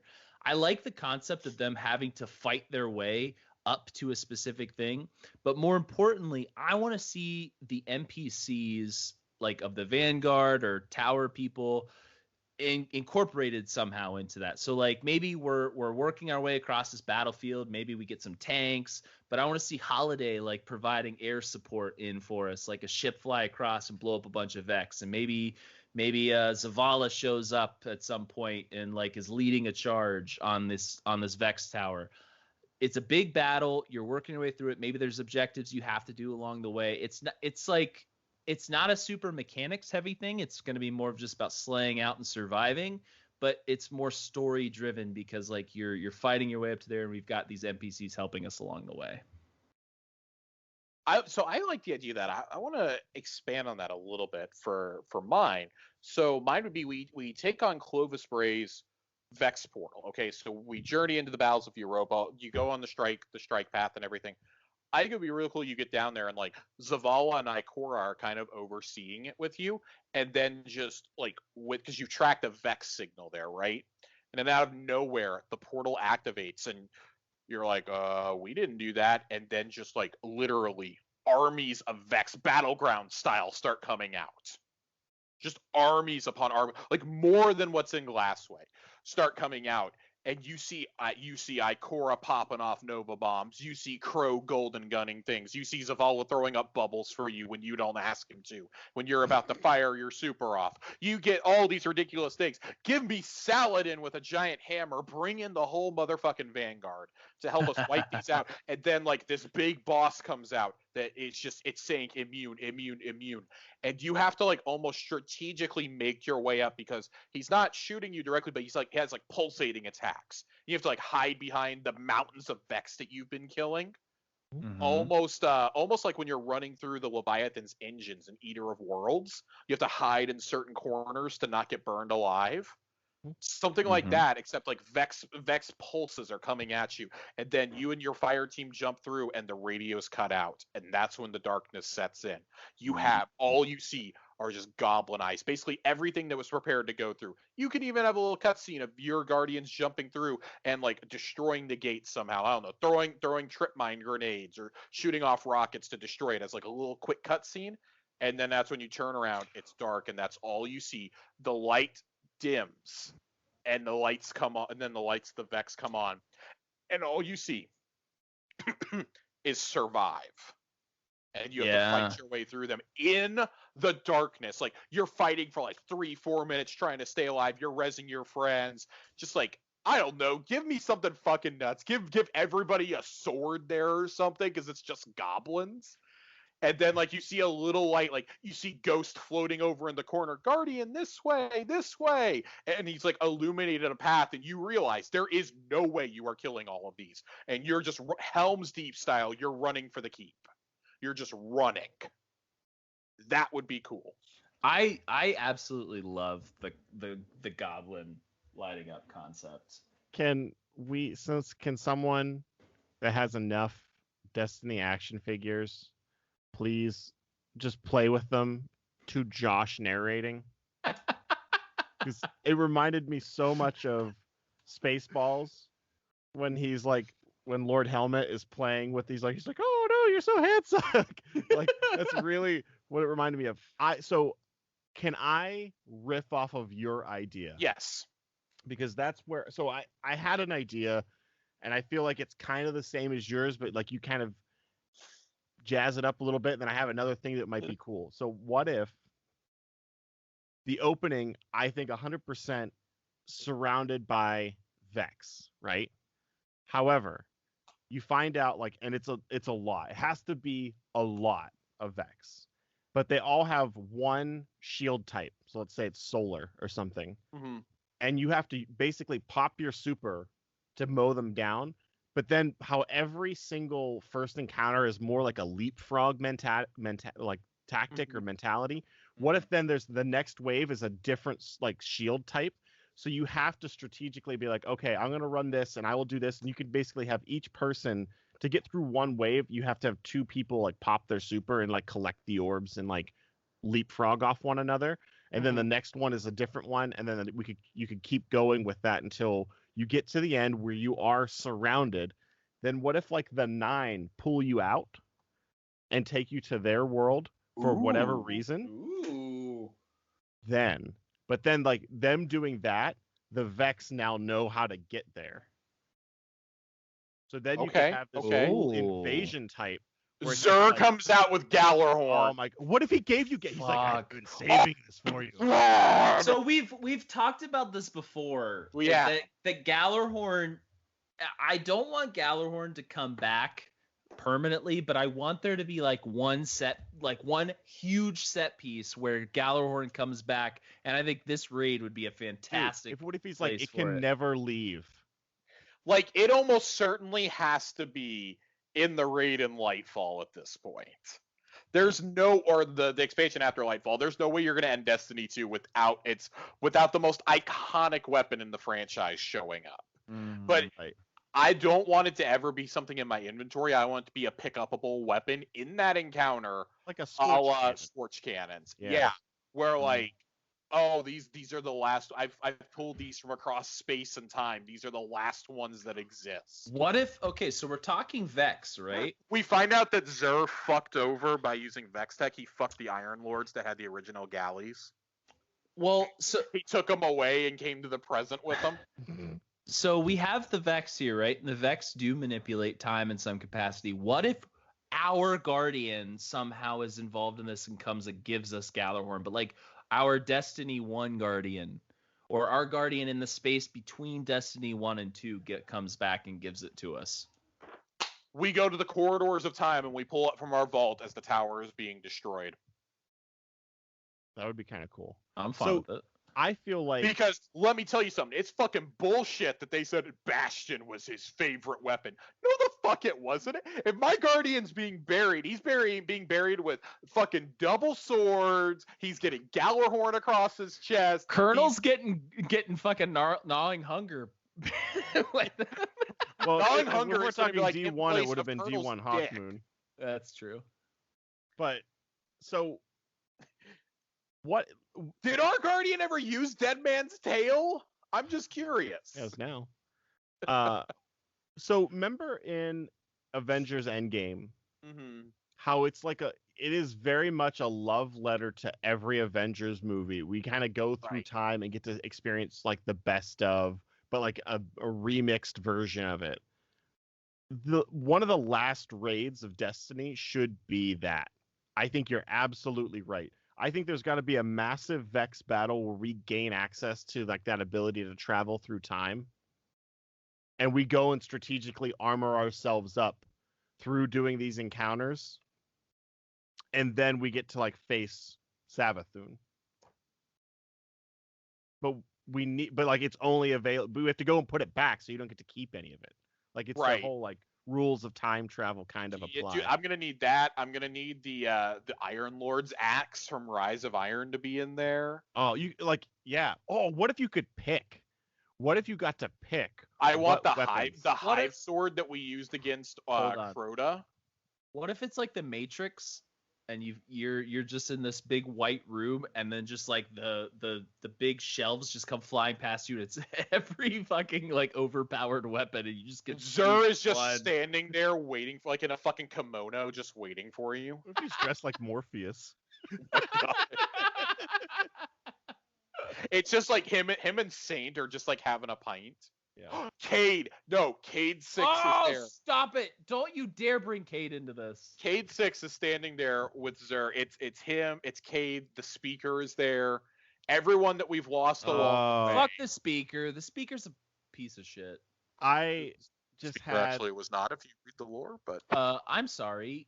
this I- season I have- redeemed him. I have read some lore. This season redeemed him Do slightly. you guys remember there's a moment in cinema that always like I feel like we need with Cade.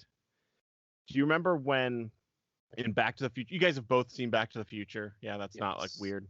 Yes. All right. Do you remember in part 2 when Marty's like, I need to tell you about the future, and he writes Doc that letter and he rips it up and he's like, I can't know anything because he dies? Like, I feel like there needs to be a moment like that with Cade where we don't actually get the resolution of knowing that he did anything to prevent his death, but like just knowing that you had that moment of like closure, be like, I need to tell you something. He's like, you need to tell me. Like, I need something like that hits me in the feels. I want something like that. Or did anybody watch season 1 of The Flash? Negative. No. Okay, so in the season finale, Barry finally figures out how to tap into the Speed Force, and he goes so fast he goes back in time to the night that his mother was murdered and his father was framed for the death, and he's never figured out who it was that got child him out of there. He just saw the Flash and the Reverse Flash battling, and it's future him pulls the child him out of there, and that's what causes Reverse Flash to kill the mother finally. He was there to kill little Barry. He has the moment to save. He has a moment where he can save his mother, and he does it because future him looks at he sees him and is like he pauses him and tells him don't move, and that's when he leaves and the mom still gets stabbed. He runs up to his mom and tells her, and he's like, I could go back, this and that, like I could change it, and she basically tells him not to because otherwise he won't become who he needs to be. Mm-hmm. And I always felt like we were going to get a moment like that eventually with Cade, where because of his importance to the franchise as a whole, and where he would tell us, we'd encounter him like in some corridor space, or even go back in time to when he's being summoned to the reef, or when us and Cade are being summoned by Petra. Mm-hmm. And we catch him by himself and we tell him, like Back to the Future style, like we know what's going to happen. It's that. And Cade, being the gambler that he is, even knowing that it's going to lead to his death, what if that's what leads to him doing the things that he does? Slamming all the buttons, riding the fucking computer down like it's a Bronco, go using all his supers, going out. But like we tell him, but at the same time, Aldrin is going to become one of the greatest of us. He's going to be reborn as the Crow. And that's what creates, the Michelangelo style reaching for you, and he still gets his head blown off. That's an interesting concept. I haven't really thought about it in the sense of like Crow's importance in this. I think if we're just going for the all out like Avengers Endgame, Crow has to be part of it. He's the only one who's directly heard from the speaker or from the Traveler, other than us and the previous speaker in his final moments. Well, I mean, and he's also had a pretty huge effect. I mean, he essentially saved Zavala's life. I mean, not essentially, he did. He flat out saved Zavala's life. Yeah. I mean, so yeah, I wasn't really on board with you until you brought up that point. I mean, on a separate note, have you guys gone back and played the Cade's last mission, like the Forsaken mission, and recently? No. I would recommend doing it. It's good to experience that with where we're at now. I'll be honest, I haven't played that mission since the day Forsaken came out. That was the last time I played it. I replayed it pretty recently. It's still really good. I believe it. It's one of those things like I always want to remember the first time I played it because I remember exactly where I was, what I was doing, and how I felt when it happened. I'll never forget where I was when the trailer for Forsaken hit. I was at work. I had sworn off Destiny. I wasn't playing anymore. And the reveal event for Forsaken is happening. And Matt sends me the video and it's like, dude, oh my God, you have to watch this. I know you said you're out of Destiny. You got to watch this. I watched it and I couldn't believe they spoiled killing Cade right there. Like, you knew Cade was dying. And that is what got me to go home, re-download the game, and start playing Warmind that afternoon. And now you fucking run a Destiny podcast. I had to be there to see if it was really going to happen, or if there was going to... I thought for sure there was going to be a fake out, like all the way through the game. I thought there was going to be a fake out. Nope, nothing. It was good because the story wasn't about Cade dying. Yes. It was about the revenge. Yeah. And I love that. And I mean, that's something that even Zavala himself, as recently as this season, is, trying to reconcile. Yeah. So, do you feel like that there's a problem? So everyone kind of dances around that there's not a Hunter Vanguard, but there's also not an Exo Vanguard. Well, there's not supposed to be an Exo Vanguard. The Vanguard is supposed to be for the 3 classes. Yeah, but there was always the human, the Awoken, and then there was the Exo. I think that they was were all 3. To me, that was very much unintentional. And I mean, if you really want to, pick it apart, there is an Exo Vanguard in Saint 14, I would argue. Okay. All right. So what's our last question, Josh? So last question, I mean, because we've kind of addressed how we would do encounters. Like, you're jumping through Vex time loops, essentially. Mm-hmm. So that has to have a fitting boss at the end. What if, because it's Vex time loops, the Vex have been analyzing how we fight all these years, what if they dump raid bosses we've killed in the past out there to kill us? I feel like that's a cool concept, but didn't we kind of do that in Shadowkeep? Not for a raid, but I mean the whole nightmare concept was. So I'm gonna take it a step further than the nightmares. Okay. I'm gonna say you actually have to do it with the mechanics from that boss fight. I'm saying like they put us into a recreated version of Oryx's throne room. They put us into a recreated Atrax chamber. They put us into a recreated Atheon, well, not Atheon room. Like, I think it would have to be like prominent, like big bosses. So I guess like Crota, maybe Savathun. I don't know. Like, this is one of those that probably sounds a lot better on paper and in my mind than it actually does in reality. I would say, I don't know, because there's only so many Vex enemies you could do, like big Vex enemies. Yeah. If you're going that route, though, and I don't necessarily, I wouldn't say that definitively I'm on board for it. They should, if they're going to do that, they should mix up mechanics versus the appearance. So they should have, like, you should have to figure out what mechanics you need to use, but it should be off of mechanics that we've had to use previously, but the visual should be different. So, like, Crota is a great example because the mechanics are so, like, there. But you should use Crota mechanics on a different boss. Nerd, I'm going to let you go first because you were oohing first, but then I want to go after. I did ooh first. That's basically the hand raise here in this conversation. What if, I like the concept of bringing back old boss fights, but instead of replaying those boss fights, so to speak, what if you are somehow assisting yourself in those boss fights? Like, you are in that same area, but you have to do something that then lets your fire team from the past be able to succeed. I don't know enough about the Destiny 1 raids to really be able to do that, but like, what if, like, we always take for granted, like, let's say in Last Wish, like at the vault encounter, like matching up all these things, like all these symbols and going to the right places does something. Well, what if it didn't? What if there's secretly another room where our guardians are actually helping ourselves to push that encounter forward? So I think that's a really cool idea for us traveling through time, acquiring these armor and these weapons. So, like, for example, in the Oryx fight, there's somebody who gets torn between worlds. What if when they get torn between worlds, there's a twist on it, like, yeah, and they just pass off as, oh, you never saw it, but your fire team from the future was fighting in the throne room because you are in the Ascendant plane during that run. Mm-hmm. But you see your fire team fighting in the Ascendant plane.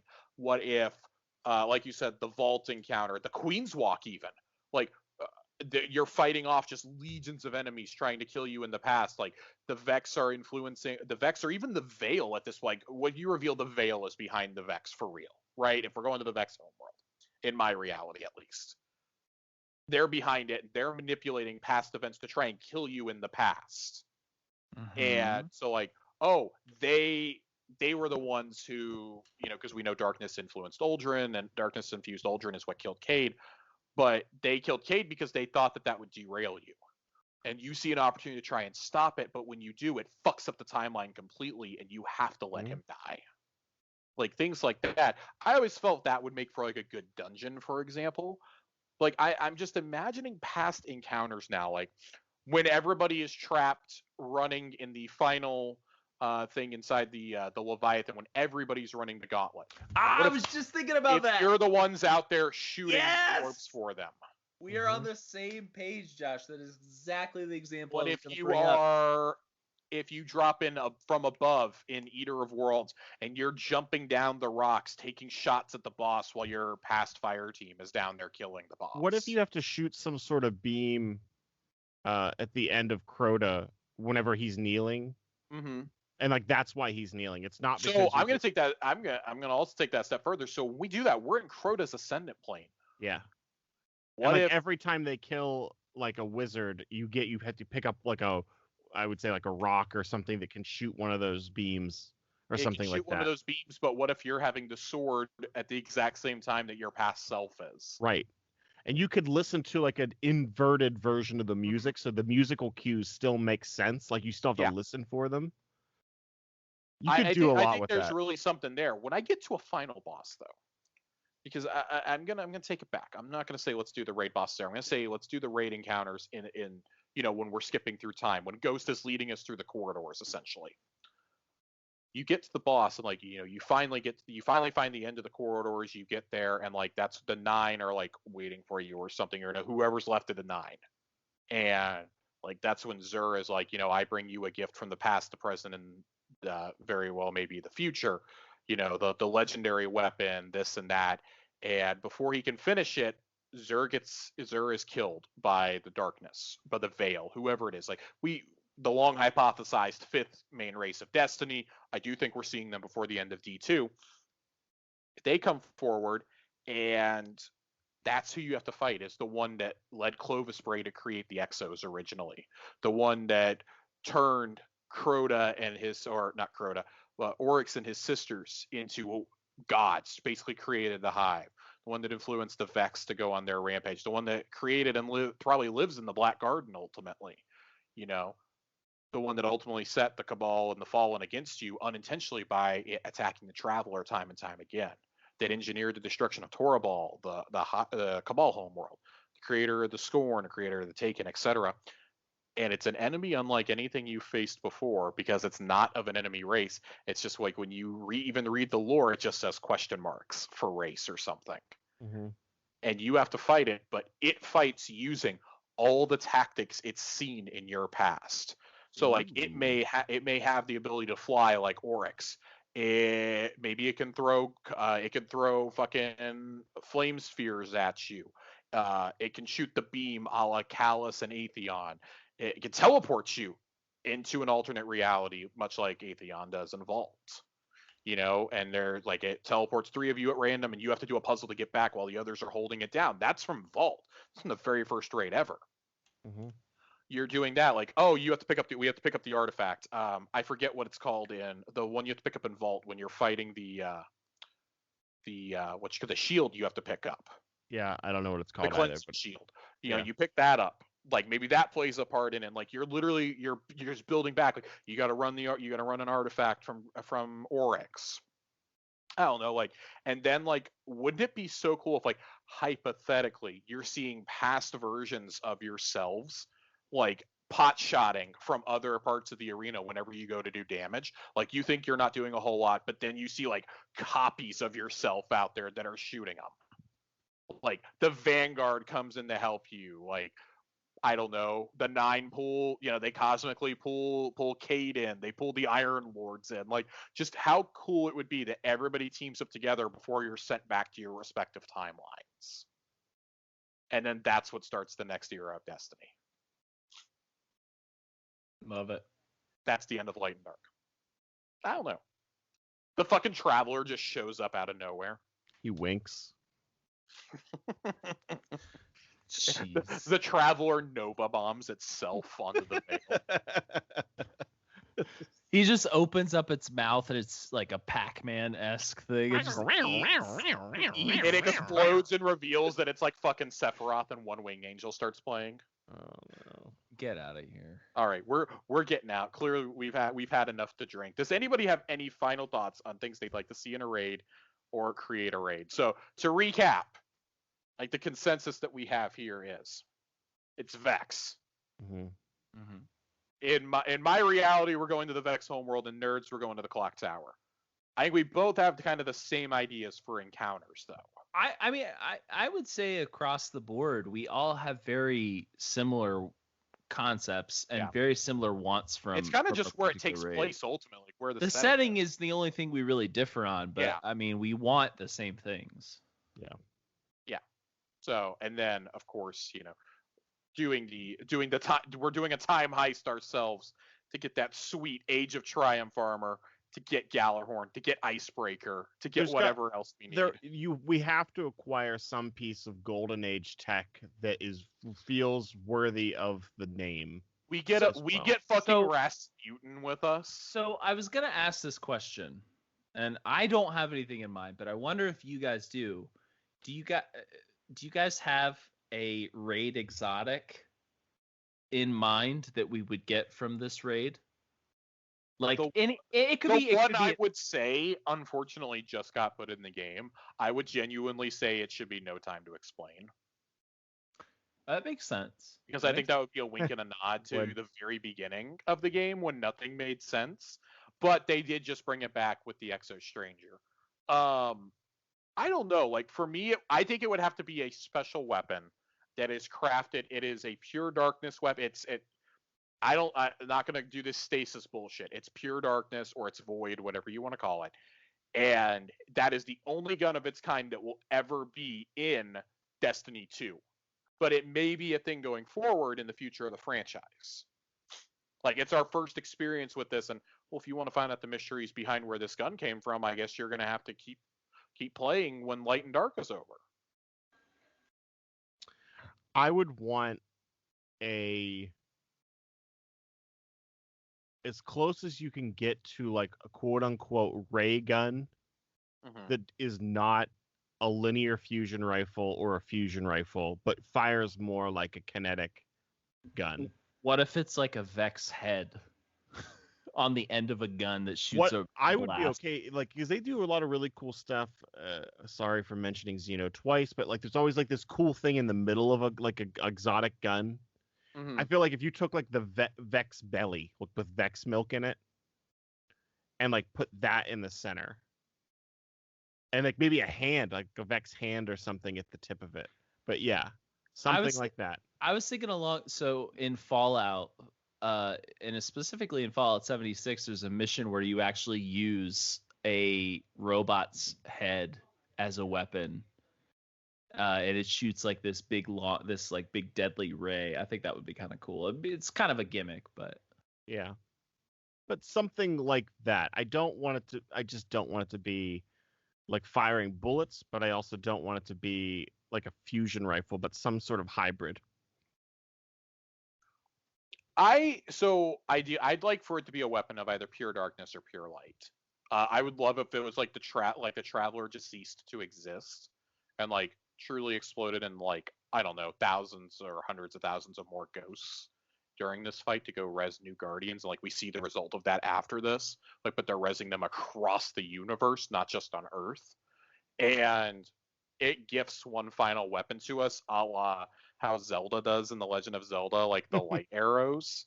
But it gives us like a trace rifle of like pure light. It just fires a white beam.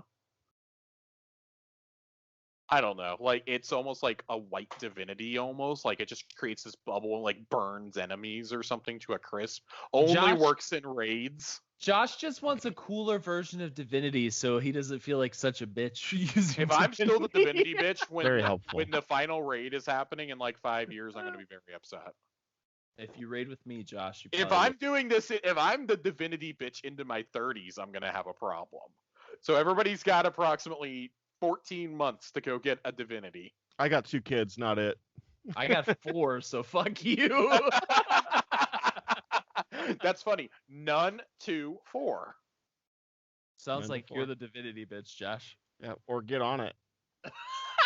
you get 3 kids, I'll do it. Nah, I'm good. I'm good. Sounds like we need Josh's significant other on this podcast to be able to speak to She will tell you vehemently no as well. But we're gonna move on. We're gonna move off raids. I think we've covered them pretty extensively tonight. That was fun. Reward changes we like. Build a raid. I will attempt to comprehensively write this up and put it in the show notes at some point.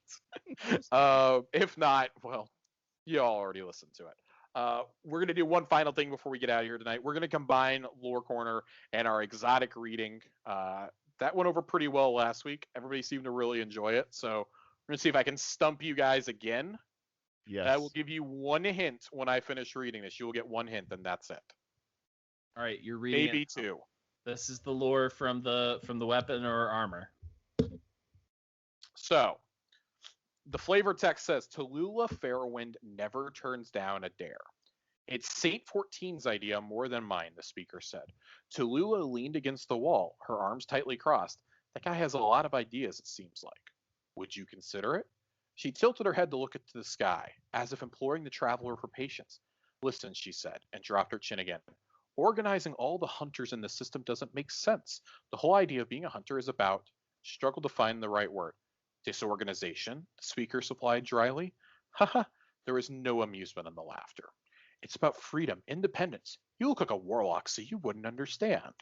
The speaker smiled behind his mask. Right, he said, but I've seen you with the others. You've brought other hunters together and to great effect. The rescue effort you took to old Russia, for instance, or the supply recovery you've been doing with Tav and Virna. There is something to be said about solitary people coming together working as one. Don't try to make this poetic, Tallulah said. We're not solitary. Independent doesn't mean solitary. The speaker held up his hand. You're right, he said. But if the warlocks have the representation in Osiris and the Titans in Saint, I feel the hunters deserve some as well, and you're a strong candidate. Are there others? Tallulah said, sobering a little. When the speaker shrugged, she straightened her shoulders, then tried to shrug it off as well. I don't know. I'm not sure I have the time for logistical stuff.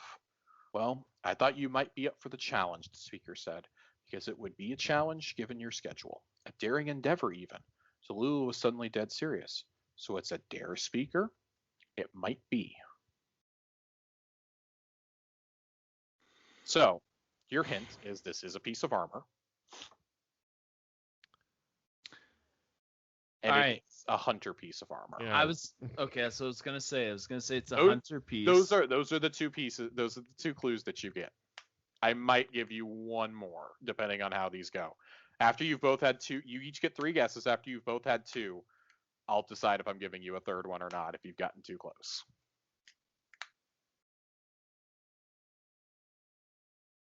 Well, all right. I'm gonna take No Googles. No Googling. I'm gonna take the first guess. Celestial, because I know how much Josh likes Celestial Nighthawk. Ooh.